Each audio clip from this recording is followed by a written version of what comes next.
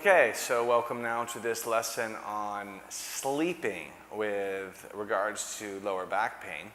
The first thing I want to mention is that, now that you are in our system here, your back pain is going to go away. But the reason why I mention it in relation to sleeping is that many people are kind of in the market now for like the perfect bed. Like they want to buy that perfect bed, the one that moves up or moves down or does this or does that, the one with the heat. I don't know what's going on with all the different kinds of beds out there, but I know they're very expensive. And I would just like to tell you that that's not going to be in any way necessary for you, because within the system you're not going to have any back pain, but let's just talk about sleeping in general, okay?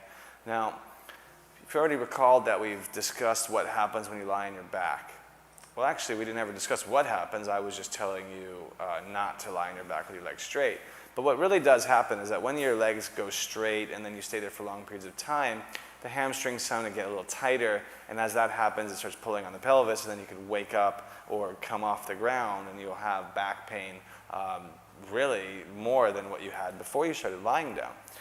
If you don't sleep on your back, then it's really not an issue, okay? If you sleep on your side, if you sleep on your stomach, those are both functional ways of sleeping that are not going to affect your back, assuming that you can fall asleep easily enough. But if you're sleeping on your back, then that's something that you'd want to consider, okay? If you're sleeping on your back, you're going to want to apply that same lesson that we were talking about when you're lying on your back. You're going to get a nice, tight, rolled up blanket, a nice cylindrical, tight, dense, rolled up blanket or pillow, and put it underneath your knees so that your knees are elevated.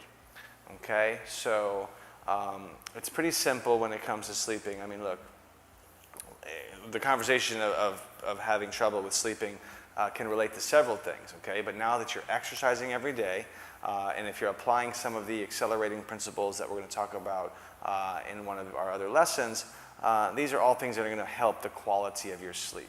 Okay, the quality of your sleep is helped by deep breathing. The quality of your sleep is helped by exercising every day, which you're doing now, and the quality of your sleep is helped by how you relate to the food that you eat. Okay, so those are all small factors or big factors.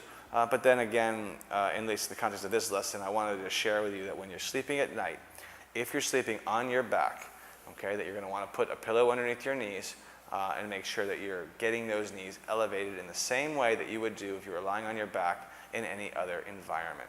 Okay, so that's some of the keys to sleeping, and I have no doubt that you will be sleeping peacefully from now on.